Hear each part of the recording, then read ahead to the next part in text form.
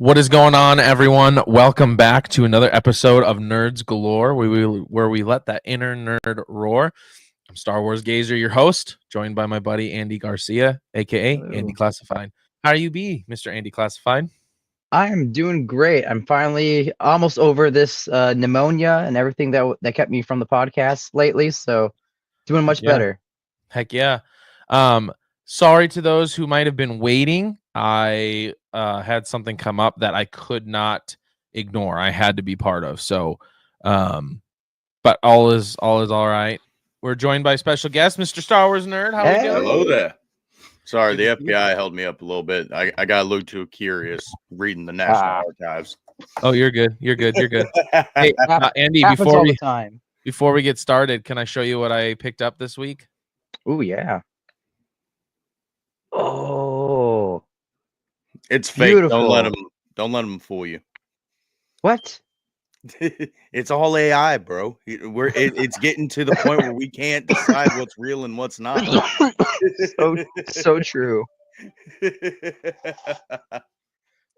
Whose lightsaber is that? Is that? I'm disappointed in you, Andy. Is that I'm really Luke's? disappointed in him. I'm sorry. Pardon me. Pneumonia is bad. Is that Luke's? Kenobi's. Okay. Okay, I give up. I'm sorry. I don't even know if this guy's a true Star Wars fan anymore. Obviously, that's Glup Shitto's lightsaber. I'm gonna kill you now.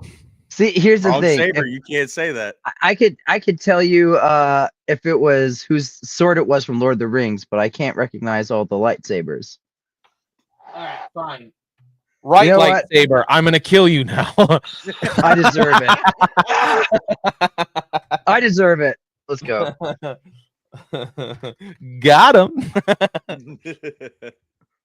Oh man, nerd, how are you doing tonight? I know you had some stuff come up as well. Well, that yawn was pretty much an indicator right there. Tired, but we're here. We avoided the FBI. There we go. Sorry, we barely did it. I'm messing around with my saber, so I'm muting myself. And All right, for the FBI, let us know if you're in the chat. Yes, we'd love to know if you happen to be there. Oh man, Obi-Wan Kenobi, thanks for being in there. What kind of saber? Like what company? What do you think? I'll give you two guesses, and the first don't count, my guy. Come on now. Where else do I order from? Speaking of which, that was pretty sweet. In our text, Star Wars Nerd, about Kyber meeting Theory. Oh hell yeah, that was pretty. So, dope. Andy, Kyber met Theory today at Cleveland X Fan Expo. Don't die on us. I'm trying not to. And he was talking to him, said it was really cool. You know, was talking about how he weathers his Theory's lightsabers, and Theory was really impressed with it. And then he goes, "Yeah, I'm going to ICCC with Star Wars Gazer. He was on your podcast a while ago." He goes, "Oh yeah, that was a great conversation we had." I'm like, Hey. he remembers. Like, Oh, that's awesome. So, yeah, we'll see how ICCC goes. I'm really, really excited. Even more excited now than I already was. Oh, that's so cool. Yeah, I am stoked. So would you have pneumonia? Yeah, so I started off as the flu, and like for 2 weeks straight, I had fever every day, hardly ate anything. I lost about 10 pounds almost. Which you can't afford to lose, my guy. Let's be real. Right. Exactly. Yeah. I literally have no muscle in my arm anymore. Which is unfortunate because I work as a janitor, so I use the vacuum quite a bit. So that's been kind of difficult. But I also could not walk for about a week. Like just standing up to use the restroom, I had to like take a nap afterwards because I was so exhausted. But I had this cough at the same time, which I just didn't think anything of it.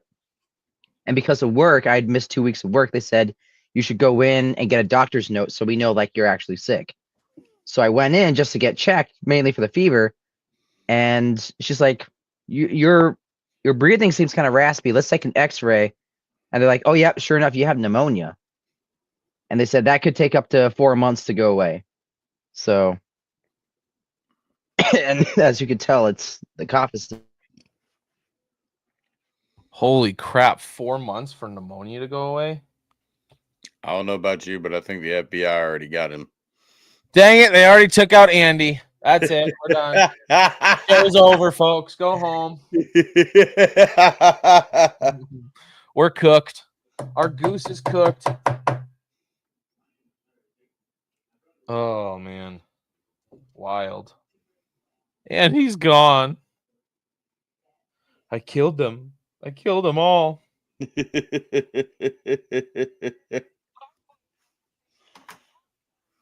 Aw.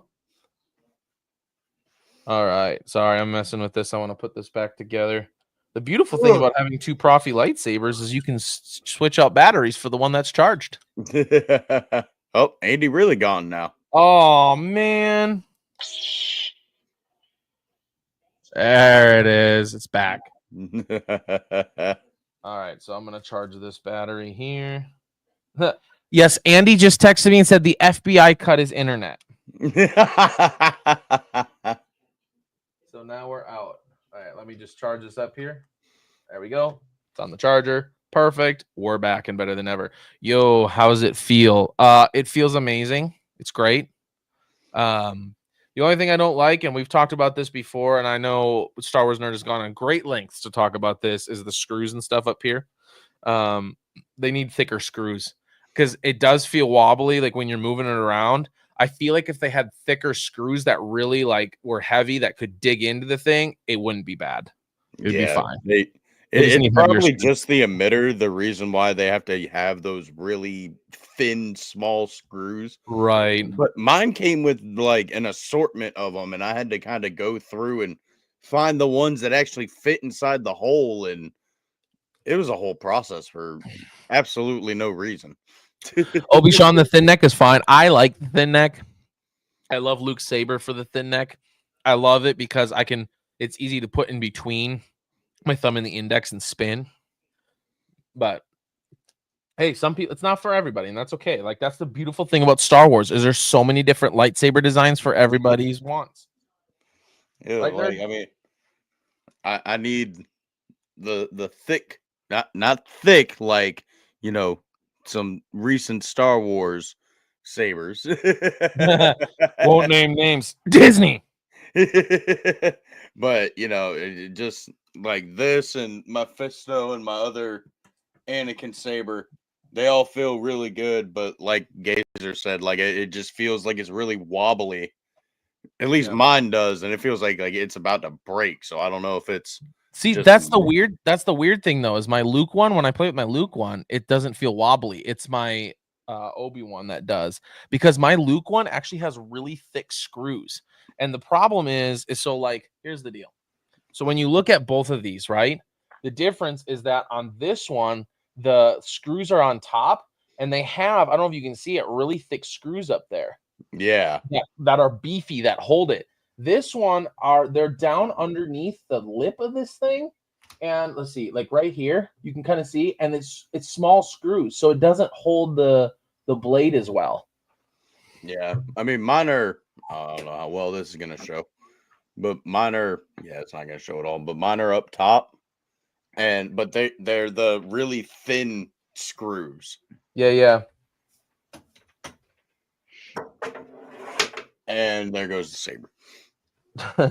Way to go. That's why we can't have nice things around here. No, of course not. Why would we ever allow nice things? I mean, we couldn't even have Andy for more than 5 minutes.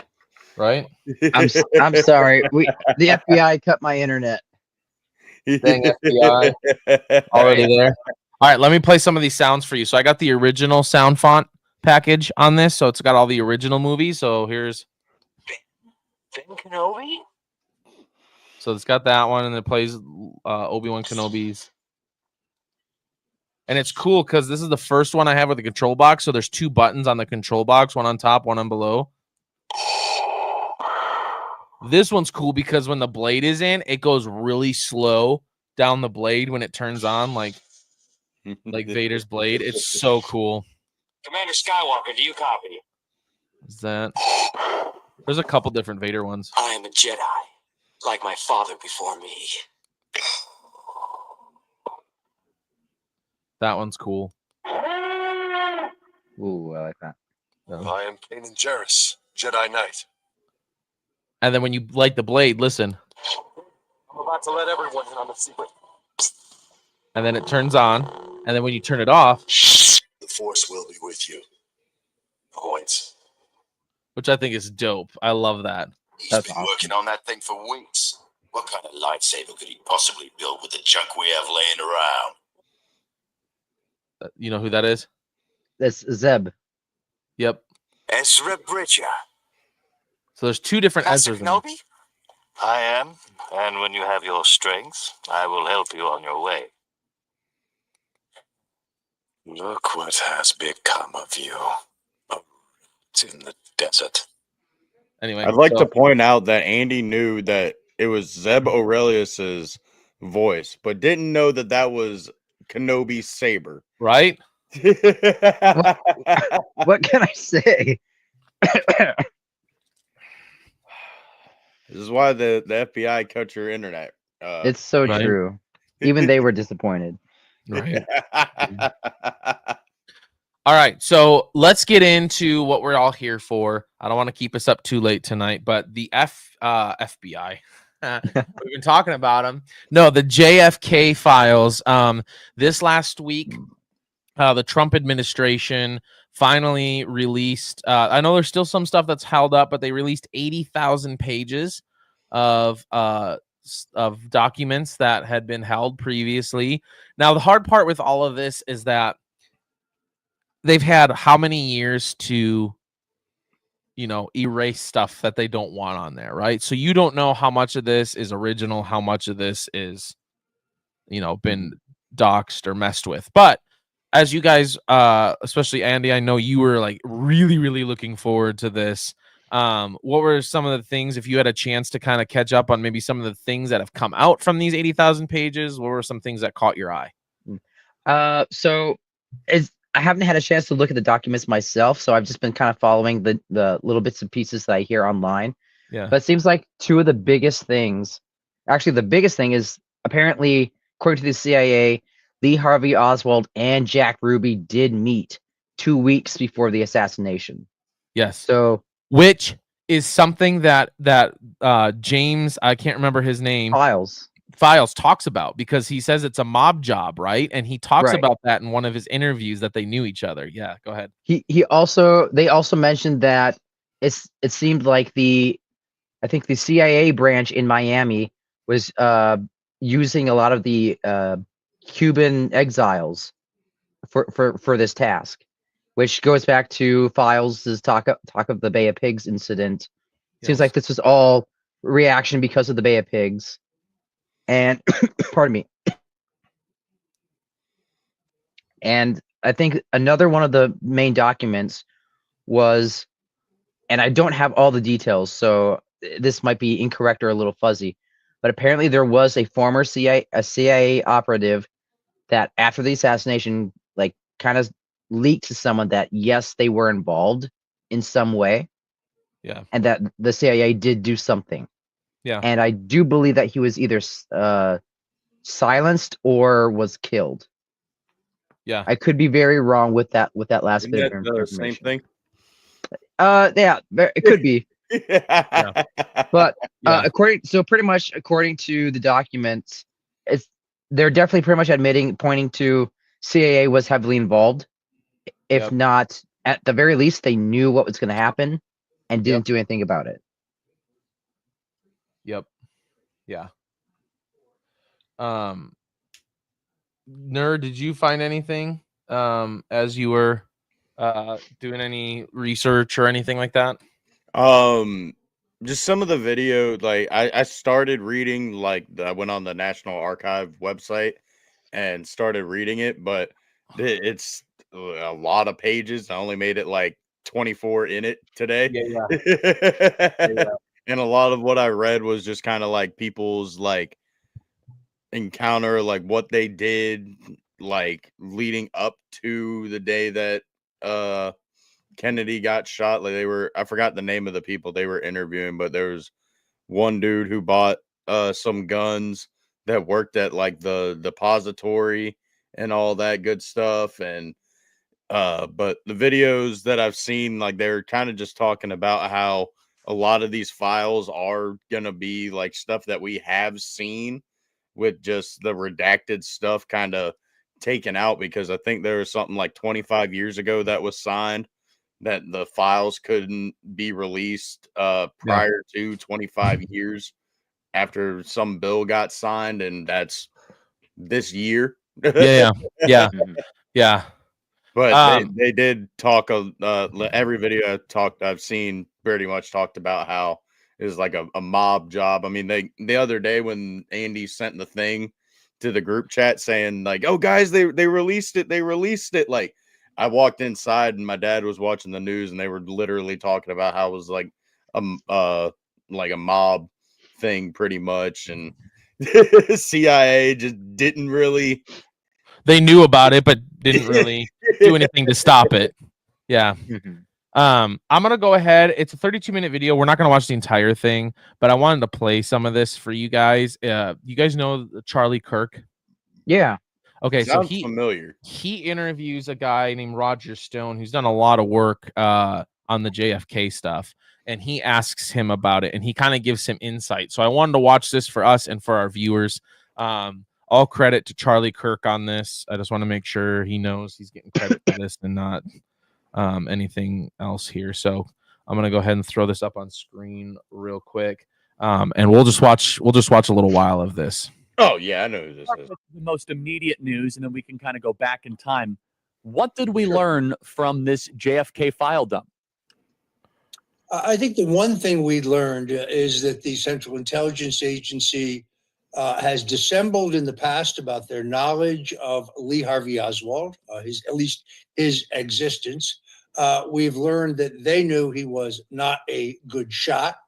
I don't believe that he is the shooter from the 6th floor of the Texas School Book Depository building. But again, these documents have been in government hands for 62 plus years. In other words, plenty of time to sanitize them. A number of congressmen, like Tim Burchett from Tennessee, suggested early on that the president broaden his disclosure order to include every agency, not narrow it to the Kennedy Assassination Documents Archive that is controlled by the Central Intelligence Agency. So we don't know if what we have seen is complete, but what we do know is what we've seen so far is inconclusive, other than to say it does confirm that the Central Intelligence Agency had far earlier knowledge of Oswald, and the documents we've seen so far tend to seek to reinforce what I still believe is a false narrative that Oswald shot Kennedy. If Lee Harvey Oswald shot John Kennedy and he used a $26 World War II vintage Italian Army carbine, why does he have no powder burns on his chest or his arms or his hands, according to the test by the Dallas Department? So let's just stay focused on the and by the way, I sympathize you 100%. I've always subscribed that this Oswald thing is nonsense. I think there were more than one shooter, but I want to get into that eventually. But just on the files, and I know this is a silly question, has anyone actually gone through all of them as of our conversation now, Roger? Why is that dude using my Kit Fisto saber as a microphone? Finally, that's hilarious. I didn't even think of that. Other than to say that you can find a grok analysis of it, I think the answer is no. Also, the search capability is limited. So, in other words, if you search by certain terms, it won't work. I don't know a single person who has read all 80,000 documents. In fact, all 80,000 documents haven't even yet been uploaded. It was interesting that late in the day of disclosure, the day these were released, there were reports that the Department of Justice was going to delay the release based on purposes of national security. And then I was glad to see that Tulsi Gabbard, keeping the president's promise, announced when the documents could be seen both online and you can go to the National Archives and see them in person. You got to make an appointment, I believe, but for any American to see. So the president has kept his promise. But what we don't know is whether what is going to be released, ultimately, all 80,000, is in fact complete. I don't think any conclusion can be drawn based on what we have seen other than the agency's knowledge regarding Oswald starts far earlier than they say. Remember, Charlie, that the law mandating the release of these documents was passed in 1994. The date set was 2017. At that time, President Trump released about 80% of the documents, and we learned of some amazing things there. For example, we had the 1099 from the IRS to Lee Harvey Oswald for his time working for the FBI as an informant. For example, we had a memo from J. Edgar Hoover, then the head of the FBI, to President Lyndon Johnson, saying that the KGB, the Russian intelligence agency, had conducted their own independent investigation into Kennedy's assassination. And they had concluded, as I did in my 2013 book, The Man Who Killed Kennedy, The Case Against LBJ, that Johnson was complicit in Kennedy's assassination. So President Trump already released a number of really compelling and interesting documents way back in 2017. He didn't release all of them that time because Mike Pompeo, the CIA director, asked that 20% of the documents be held back. Those are the documents that we are seeing now and which we will see more of shortly. So yeah, so just so our audience understands that they're still all being uploaded in real time. Is that correct? That this is a process? That is correct. So all 80,000 are not out there. Therefore, it's impossible to make a total judgment. With the stock market at record highs, are you prepared? Wow.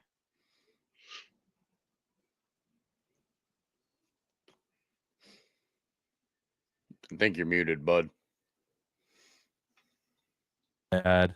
You know, I did that so that you guys wouldn't hear me texting and stuff, but you know, but no, he always does those weird commercials in the middle. But anyway, so it's very interesting to hear some of the things that what they knew. Now, like he said, no, not everybody has read the document in its entirety. And I think it's going to be a long time before anybody actually gets through all of it.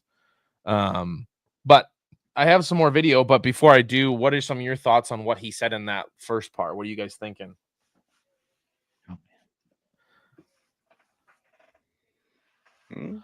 There's a lot of information there, but Indeed.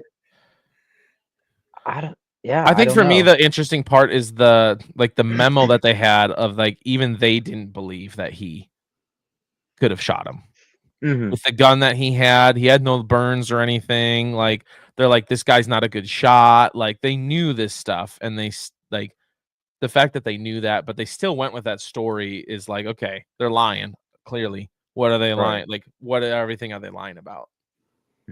I also everything, yeah. I also wasn't aware that Oswald was an informant for the FBI as well. At one time, he was, yes. Yep.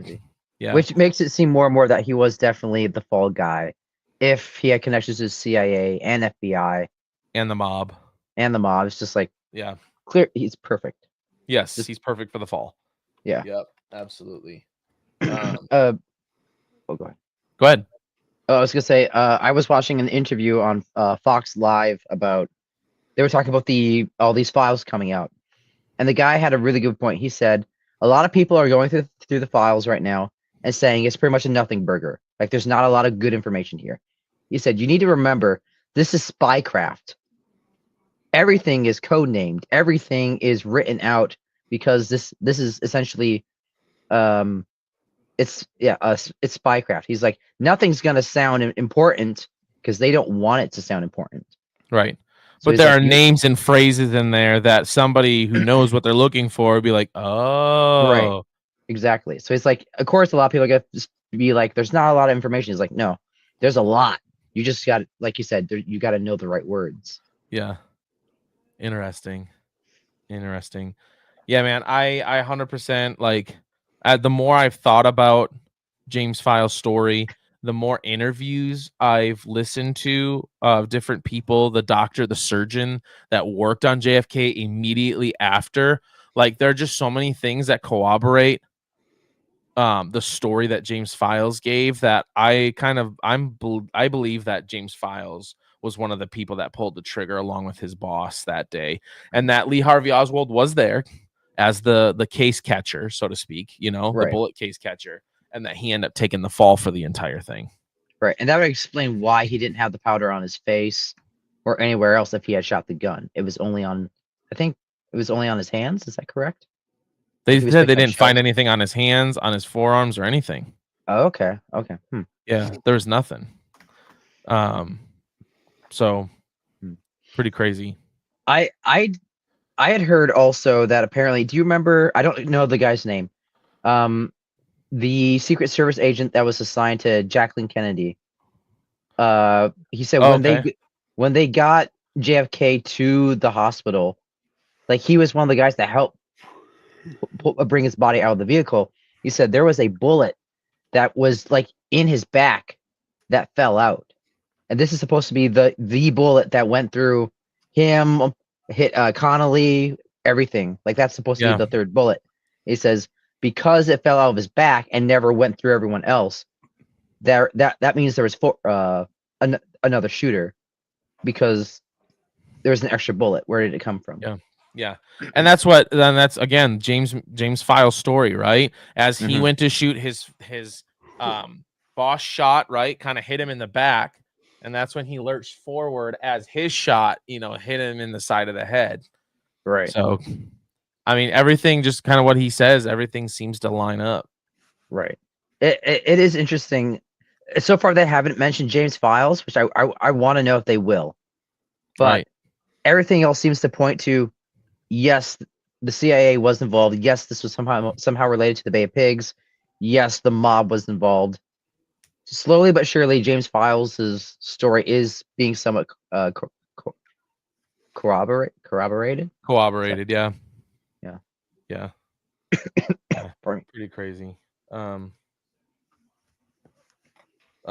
Let's go ahead. We'll continue watching a few minutes of this if you guys are okay with that. Oh yeah, dude, this is interesting. Okay, let's do this.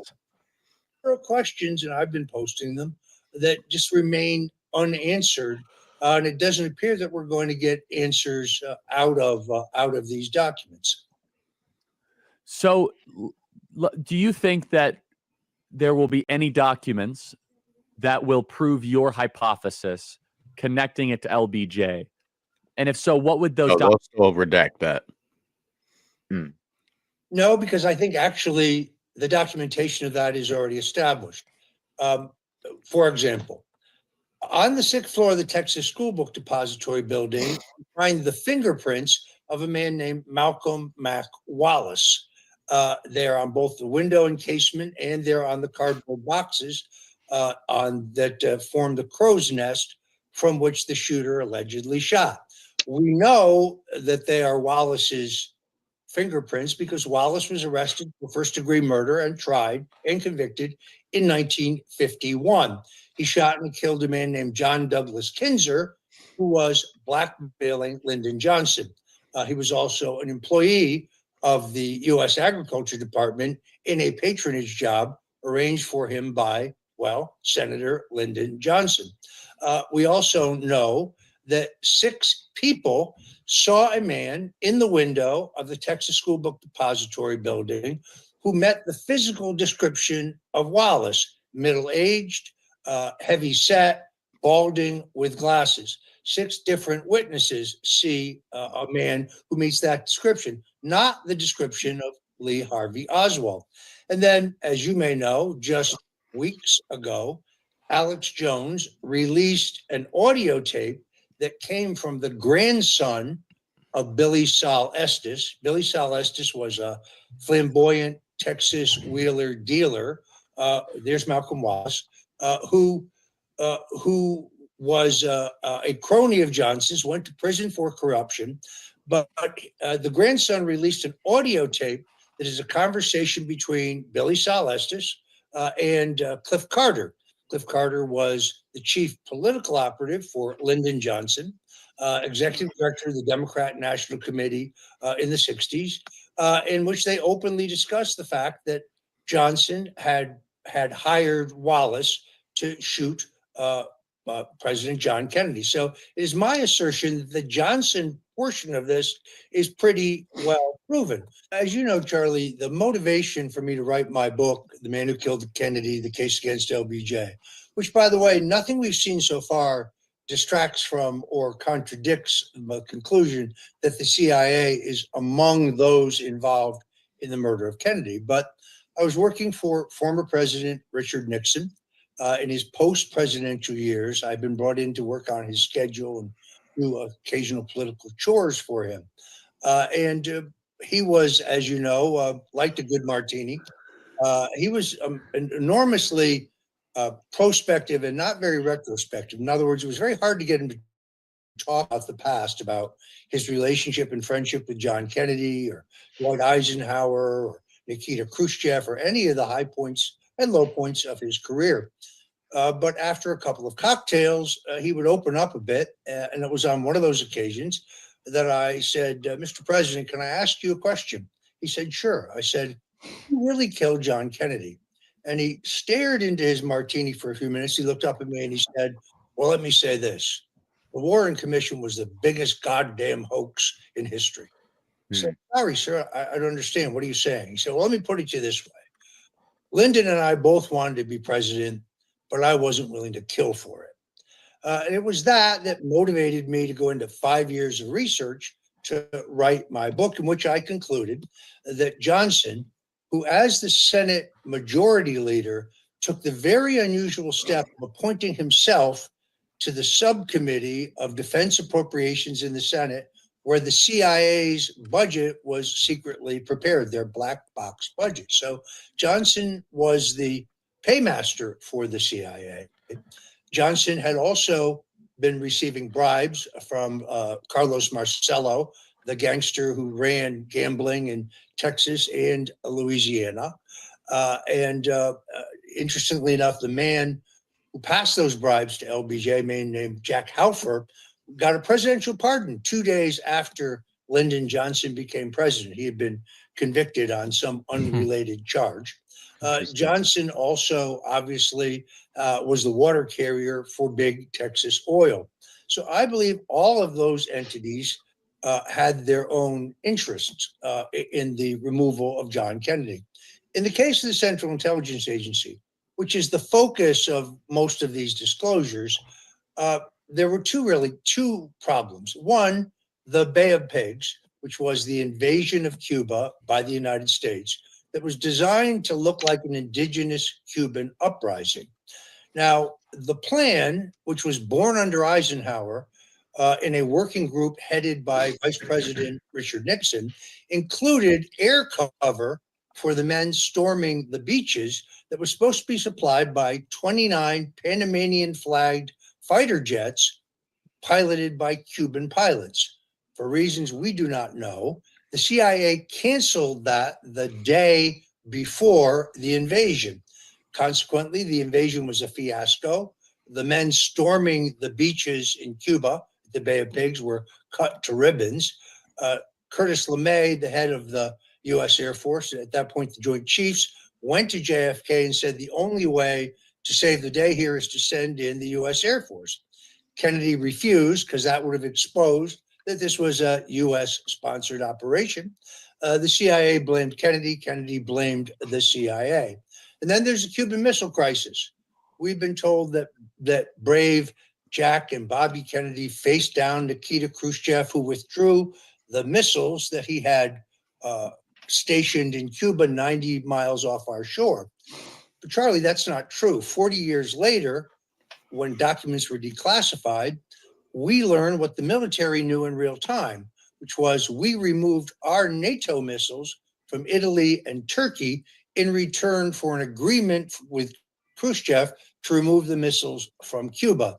But that agreement had no on-site inspection. So there was deep distrust between the CIA and President Kennedy, and therefore a motive. We also know, and this can be quite well documented, that the intelligence services and the Secret Service had learned that John Kennedy had become addicted to methamphetamine. He was seeing Dr. Max Jacobson of New York, who was known also as Dr. Feelgood. Dr. Jacobson was attending many of the beautiful people of the day, Frank Sinatra, the opera singer Maria Calais, Pablo Casals, Leonard Bernstein, Nelson Rockefeller, and he was injecting them with what they were told was a proprietary blend of vitamins and enzymes that would lift their energy. In fact, it was an early proprietary blend of methamphetamine. What I'm trying to do here, Charlie, is to demonstrate the motive of everyone who I believe is involved in Kennedy's assassination. So to wrap that up, the Central Intelligence Agency is angry about what they think is the mishandling of the Bay of Pigs, the mishandling of the Cuban Missile Crisis, and they're concerned about John Kennedy being attended by Dr. Max Jacobson. If you look at the manifest of those who traveled to Vienna for the summit conference with Khrushchev, you'll find Dr. Jacobson on that manifest. And in fact, he writes extensively in his own book about injecting John F. Kennedy with this proprietary blend of prior to his meeting with Khrushchev. So we've established the Central Intelligence Agency's motive, a lot of which I think is being confirmed in these documents. And then, of course, there's Big Texas Oil. Kennedy wants to repeal the oil depletion allowance. There's just so many unanswered questions. For example, Malcolm Kilduff, the deputy press secretary for John Kennedy, the man who announces to the press that Kennedy is dead, historic recording, he says in his memoirs that he's on the elevator with the new president, Lyndon Johnson, immediately after Johnson has assumed the presidency. And he says to him, Mr. President, who would do something so horrible? Who would kill our president? And Johnson says, it was a communist, son. He says, well, what kind of communist, Mr. President? He said, it was a Russian communist, son. There's only one problem. Lee Harvey Oswald has not yet been apprehended. Another point, the FBI under J. Edgar Hoover puts out a telex to all the station chiefs in the United States saying that Lee Harvey Oswald, a Russian communist, has been apprehended. But the telex goes out before Oswald has actually been arrested in the theater in Dallas. Another unanswered question. So Roger, just in the interest of time, I do have a question though. Sure. So you were close to Richard Nixon. If Richard Nixon believed this, which I'm not doubting your story, why didn't he then go public with it during Watergate or in his post-presidency? Because it very well could have helped him while he became, while he was being transitioned into political exile. You know, our mutual friend Tucker Carlson, I think, actually illustrated this point. Very recently, he played an audio tape that is a conversation between Richard Nixon and CIA Director Richard Helms, in which he's beginning to pressure Helms for help from the CIA in the encroaching Watergate scandal. And he confronts him and says, you know, a lot of dirty business went on over there at the agency. A lot of things were covered up. And Helms plays dumb. Says, I'm not sure I understand what you're talking about, Mr. President. And Nixon says it right out loud. He says, let me put it this way. I know who shot John. So the answer to your question, Charlie, is I believe, based on that recording and also on an interview I did with General Alexander Haig, Nixon's last chief of staff, that Nixon leveraged his knowledge of Kennedy's assassination and the government's duplicity in it for the pardon. And as reported by the New York Times, Gerald Ford, later president, but at that time a member of the Warren Commission, at the direction of J. Edgar Hoover, the head of the FBI, actually takes the autopsy diagram from Kennedy's doctor, erases the markings that show a wound in Kennedy's upper back, and moves it to his lower neck, rear neck, to accommodate the so-called single bullet theory. When the New York Times asks President Ford, then a former president, why he did this, he said, well, the country needed closure. He didn't say the country needed truth. He said the country needed closure. So I believe Nixon actually leveraged this knowledge, leveraged this information. General Haig told me Nixon had them by the short hairs, and he told them, if I'm going down, I'm taking everyone with me. Crazy stuff.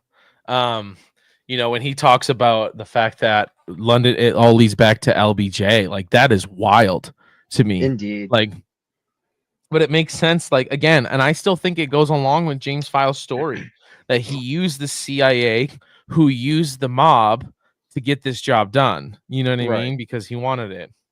It was actually my mom. Yes, LBJ, Bush, and a group of corrupt men hired the mob to kill JFK. LBJ was going to be indicted. JFK was going to expose the corruption, which would expose this group. Lee Harvey Oswald was the scapegoat.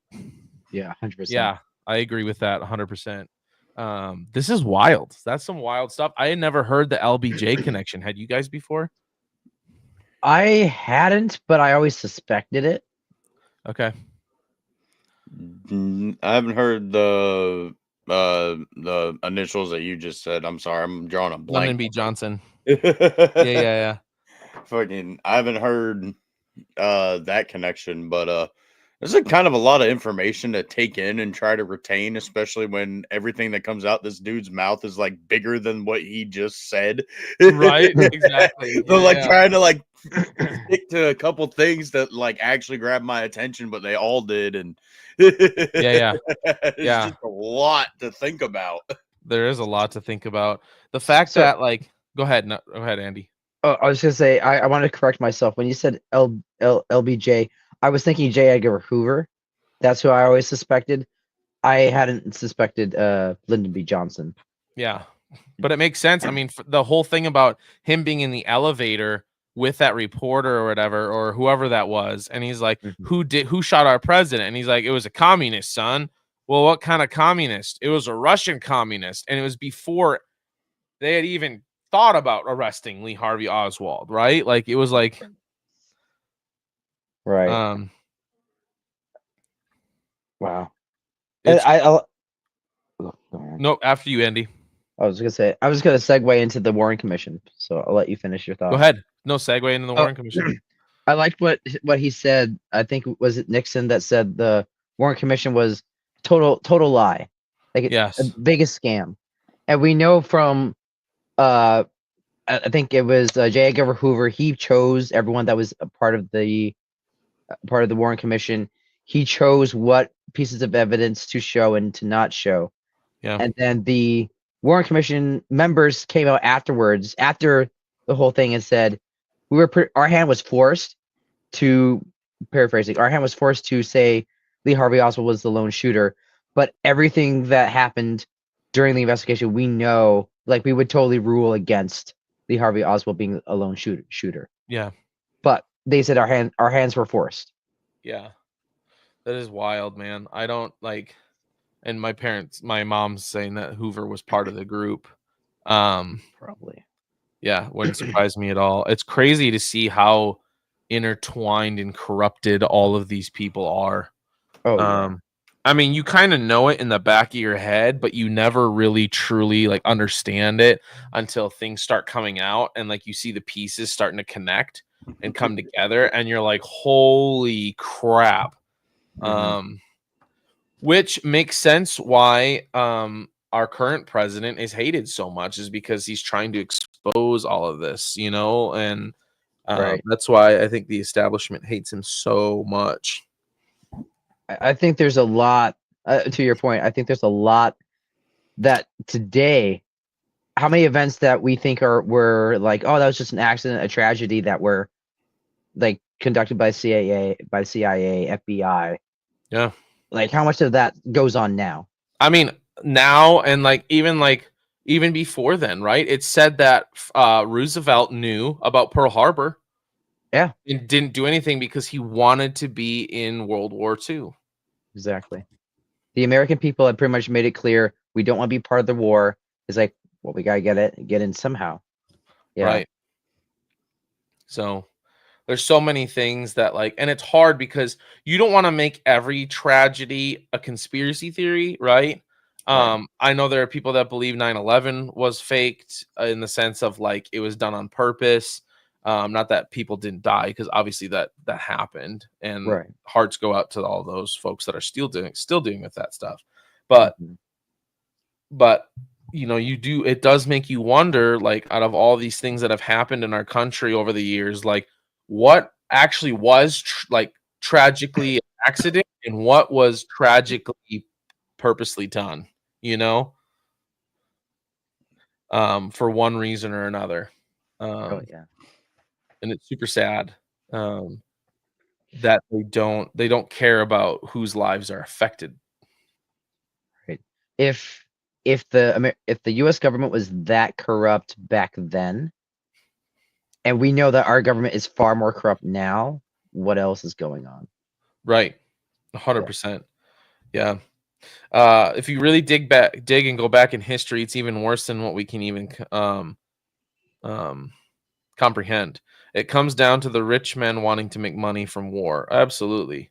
I mean, one thing that I even saw, you talk about the establishment, and I was watching, there's a channel I watch on YouTube all the time called The History Underground. And he has this other channel, kind of side channel, called The History Traveler. Anyway, he had a video that he was at Abraham Lincoln's cabin that he was born in. And it's they got a big museum built around it now. And it showed his family tree. And I believe it was on his mother's side. If you go down his mother's tree, there's presidents I think Richard Nixon's in it. George W. Bush, the Bushes are in it. If you go down the list, there's 4 or 5 different presidents, and it's almost like a lineage of hierarchy, that these people are chosen to be president. It's really weird. How do all these presidents end up being in the same family line, other than they purposely are chosen because of that? Right. And yeah, and I've heard that a lot of the presidents were also members of the Skull and Bones Club. Have you heard of that? I haven't. I've heard of them being part of the Illuminati and different things like that, but never. Right. I don't know what the Skull and Bones thing is. So, I think it was part of a university. I don't know what university it was, but apparently this university had the remains to the Native American warrior Geronimo, and they built a cult around it. And they said almost every president has been a part of this cult. I think it's more like a fraternity, technically, but it's almost every president has been involved up until our current president, Donald Trump. And said everyone except him was part of this group. He's the outsider. Yeah, I mean, he seems to be the outsider of it all. Again, that's why the establishment, I think, hates him so much, because he doesn't want to be part of it. Thank you, Mrs. Betts. So, yeah, it's crazy stuff, man. There's more video here. Do you guys want to keep watching, or do you guys want to? Yeah, I'm good. I'm just curious because I know the nerd is there's so much information.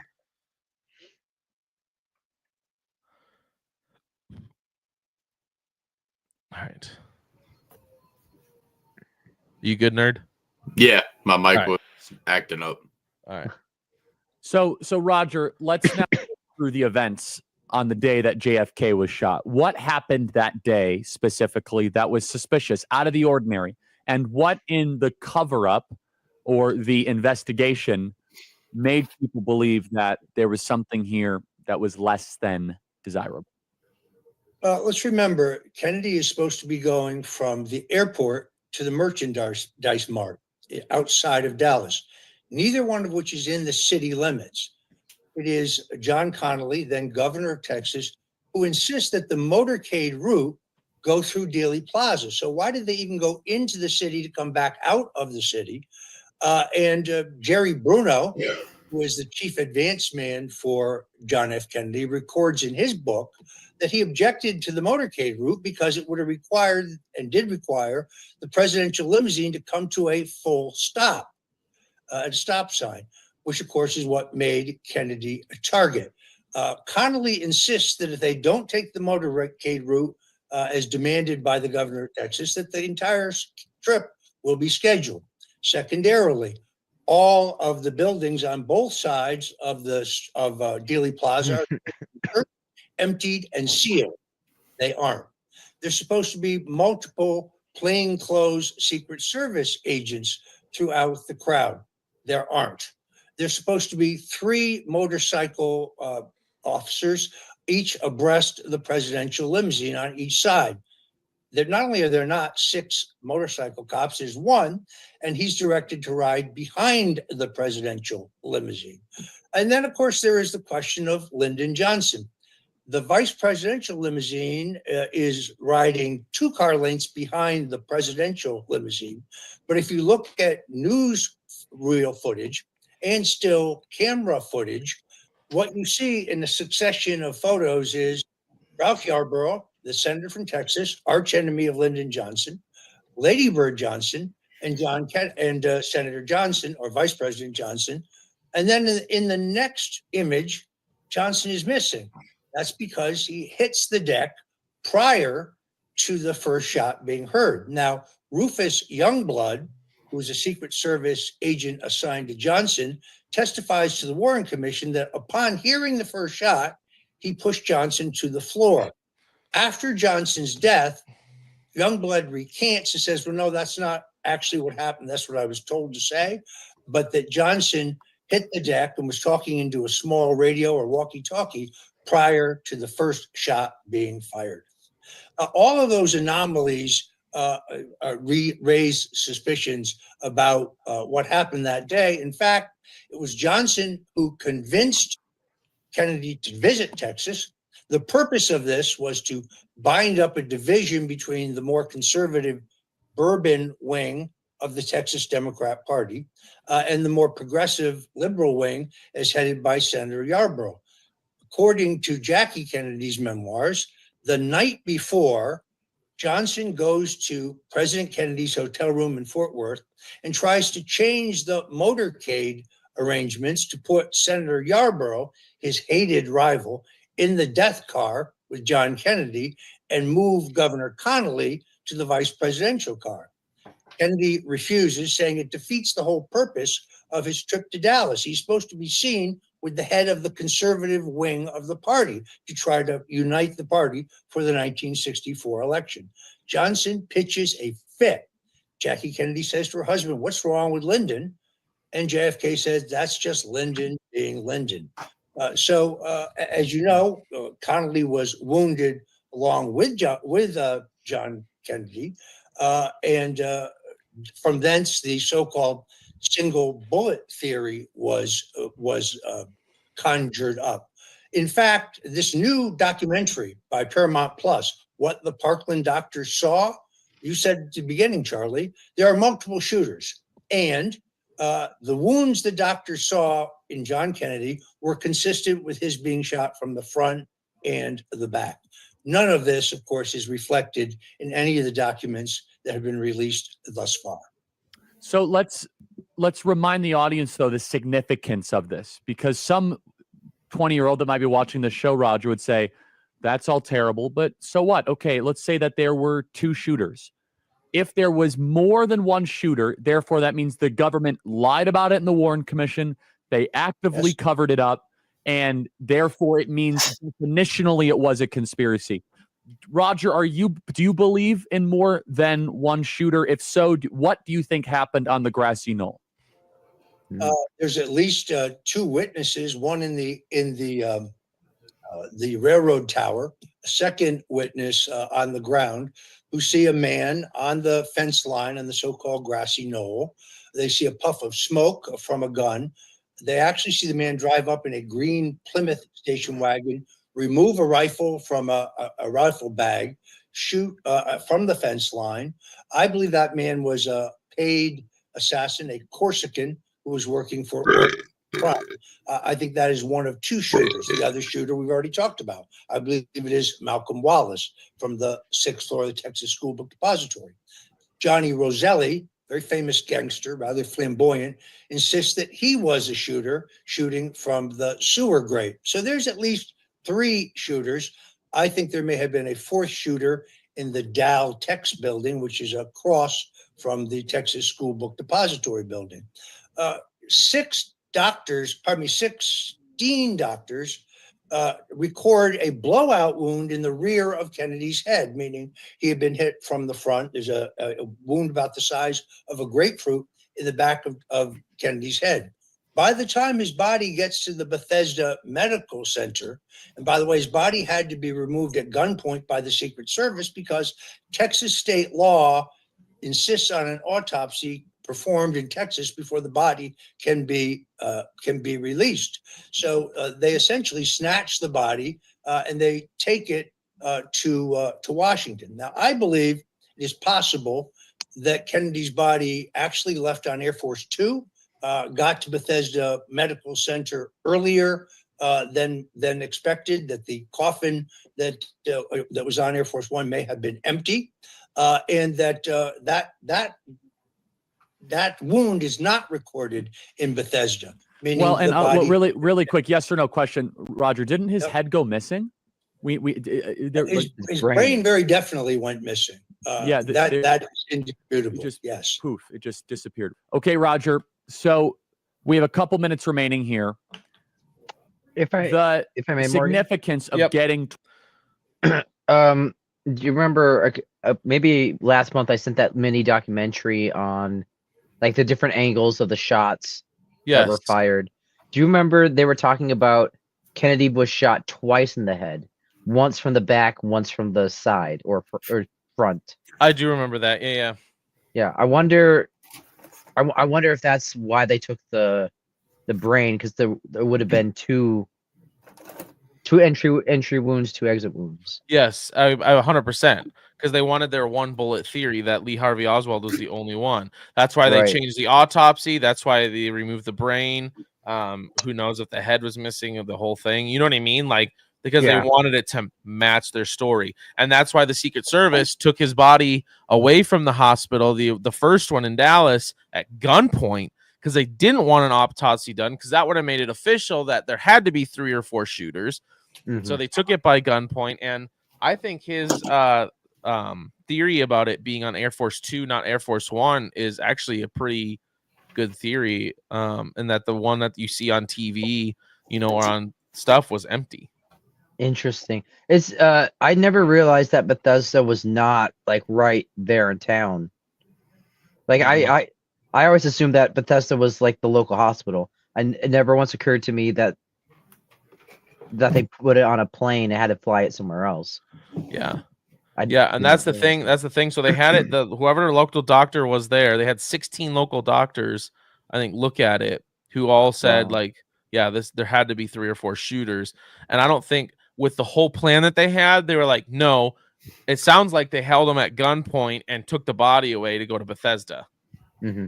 Now, wasn't Lee Harvey Oswald also taken to Bethesda once he was shot? Possibly. Maybe I had the wrong information. You might be right. Huh. Yeah. Wild. Towards the truth of this could show that the government lies to you and the government was involved. What would you say to someone that still believes that Lee Harvey Oswald acted alone, and any one of us that believes that there's more to the story, that we're just being conspiracy wingnuts? Roger, your response. I'd ask them to look at the events of Butler, Pennsylvania. I'd ask them to look at the events of West Palm Beach. The similarities are very eerie. Let's take Butler, for example. We know that the Secret Service, the state police, and the local police No, for 92 minutes, there's a man who's been seen with a rangefinder and a gun within the perimeter, sealed perimeter of the president's event, but no one tells the president's direct security detail, and he's not evacuated, which is what the Secret Service manual would have required.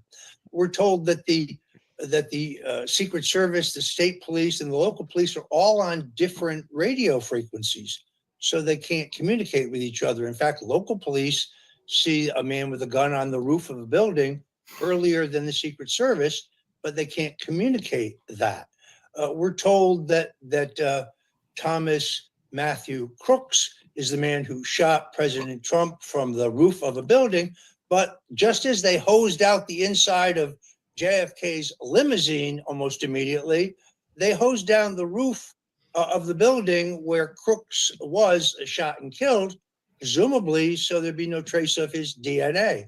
I find all of these things troubling, and I think that there are more questions than there are answers. And I find that troubling in itself. Donald Trump poses an existential threat to the established order. And now you look at the events in West Palm Beach, which are even more disturbing. How does this man, Ryan Routh, who is accused of trying to kill the president, we're told that he's indigent, behind in his rent payments, behind in his alimony payments. How does he afford to fly to Kyiv? How does he afford to fly to London, among other places he's been seen? How does he afford to post an online website recruiting mercenary soldiers to fight in Ukraine? How does he obtain the gun that he has with him on the ground in West Palm Beach, where the serial numbers have been filed off? Again, clear ties to the Ukrainians. So what happened in 1963, not dissimilar to what happened in the run-up to the presidential election, which is why every night when I say the rosary, when I pray the rosary, I pray for the protection of the president and his family first and foremost. You can call me a conspiracy theorist if you want, but there's already been 2 attempts on his life. Why would there not be a third? And I mean, that's dark and deep and true stuff, Roger, unfortunately. You have been working on this for decades, I'm sure frustratingly. Do you believe you're making progress, Roger? Yeah. Wow. A lot of stuff there. Brian, what did I walk into? We are talking about the 80,000 pages of the JFK files that were released. This is something we've been following for quite a while now. And we'll continue to follow until we feel that there's nothing else to talk about. Let's see. So yeah. Wow, there's just a lot of stuff, and he's right. That's something I did think about too, is like with our current president, whether you like him or not, it is very eerily similar the way that things happened when they tried shooting him twice. Oh yeah. Like some of the things, like when he talks about them washing the inside of the Kennedy's car when that happened, right? Like power hosing it off. Like they did the same thing to the roof. Like I did not know that they did that. Yeah. That's like very eerily similar. They tried to do the same thing. Which again, I believe whatever you believe, great. But like, I believe it is an act of God that he turned his head at that last second. Like, 100%. Yeah. Just wild stuff, man. Oh yeah. It's we were actually just talking about pardon me, my brother. They're getting to him. The FBI, they poisoned my drink. Wouldn't be the first time. What was I saying? We were just talking, me and my family, about that assassination attempt on Trump, and we were talking about how is it that the crowd saw the shooter and was trying to warn the authorities, and the cops didn't do anything. Yeah. No one did anything until after he took the shot. Right. And then they moved. Right. It's just like, and then also knowing that I forget the shooter's name, but have you seen the photos of him with the CEO of, is it Blackstone? Yeah, I haven't seen the Or photos, but I BlackRock? know. Yeah, I know what you're talking about. Yeah. Yeah. Like, why is that not being investigated right now? Right. Yeah. But I'm sure it will. But hopefully. Appreciate all 6 of you in here watching. indeed. Again, we're following up on the 80,000 pages of JFK Files. Again, not that we've read them all because we're not even close to reading them all, but we wanted to kind of keep the conversation going as these things come out because, like Charlie Kirk pointed out in his video, it's important because if they're willing to lie to you about the small details and about stuff like this with the presidency, what else are they lying to us about? And it's important that we stay awake and stay vigilant on these things. Mhm. So, again, I'm not a complete and total conspiracy theorist about everything, but you know what they say about conspiracy theories? Just add time. It's true. So, Nerd, you got anything you want to add? Look like you're processing a lot. Yeah, I'm mainly just processing it. Might have to wait till next week to get my full thoughts on all this information. Yeah. Yeah. But I mean, I definitely think that, you know, CIA definitely played a major part in it. Definitely think it was like a mob thing, and I'm with you. I don't think it was. I think Lee Harvey Oswald was just, you know, the fall guy.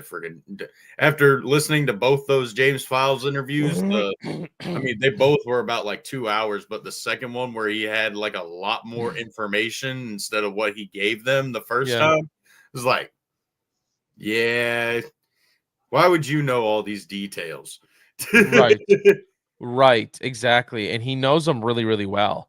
I mean, and he's name dropping people and all that instead of just, well, these people down in Cuba were like, no, he's legit name dropping people. Right. Yeah, and only people that are dead, because he says, I don't want to name drop people that are still alive because, and they're like, well, why wouldn't you want to help the investigation? Because he's like, I don't give a crap about the investigation. I don't want to help him. Like, so. And I wanted to give credit to you, Nerd, that you actually started going through some of the documents that they released. Yeah, it's kind of boring beginning stuff. Like, of like 20 to 30 pages. It's just like, you know, the opening process of like a court hearing where like they're bringing people up and they're like, oh, do you swear to tell the truth, the whole truth, and nothing but the truth? It's like, you know, just like get to the good stuff. Like, do I really care about this type of stuff? No. Just highlight everything that's important so I can read the highlighted section. I think that's when the hearing that they're going to have on April 1st will be really interesting. Joke's on you. There is no hearing. Yeah, right.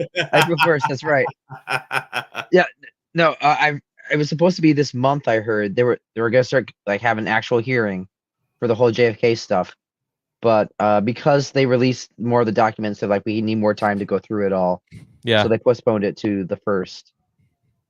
Yeah, he might also not want to name drop because people that are alive, if he does, he might have a target on his back. Absolutely. 100% he will. But he already had a target on his back. He did, but and there's part of it he doesn't care, but like, yeah. I mean, there's multiple things that I wish, and I know he'll go to the grave with it probably, but like, I wish he would release that book, you know, that black book basically that he has from his boss that he buried and only he knows where it's at. I wish he would release that. Maybe on his deathbed, he'll give the location of it and it'll enlighten, but it doesn't sound like he will. So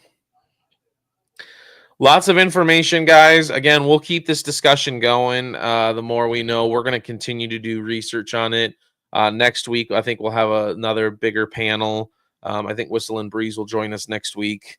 And we'll continue talking about it, and we'll keep up to date on everything we know, news that we find out. I know we might not read, obviously, all the document, but I know we will all try to be skimming through it at least and kind of watching videos, see if there's anything new. So just stay tuned for that. Don't forget, like and subscribe. Be notified when we come out with a new video. Every Saturday, 9:30 p.m. Central Time is when we come out. So, gentlemen, I really appreciate you guys being on here tonight. Thank you. We enjoy being here. Thanks for inviting us. Yep. Yes, absolutely. Don't forget, guys, go to Rebel Scum Art and Apparel. Use code Star Wars Gazer or SWN00 for 15% off your entire order. As always, don't forget, go to ICC Nashville. Get your code. Use your code Gazer10 or SW Nerd 10. Get 10% off your tickets, including VIP. Also, if you're a first responder for ICCC, you will get 25% off, including all of the whole thing. So we got Nylock over here. How about no? I love it. No, I love it. So guys, go check us all out. Go check out Andy Garcia on Twitter, Andy Classified X, and then on Instagram, Andy_Classified. Obviously, you guys know where to find me. This Sunday, I don't have an interview with anyone for the Podgazer podcast, but I will be releasing sometime tomorrow. Look for it. My lightsaber review for my OB3 or the Negotiator 3. So be on the lookout for that. Now what am I supposed to do for like an hour and a half tomorrow morning? Supposed to watch my review. That's not going to be an hour and a half. On repeat. Put on repeat. Yeah, on repeat. Hey, go back and watch Bryant's interview. True. Which you haven't seen that, guys, go check that out. Appreciate it. Again, we appreciate you guys listening.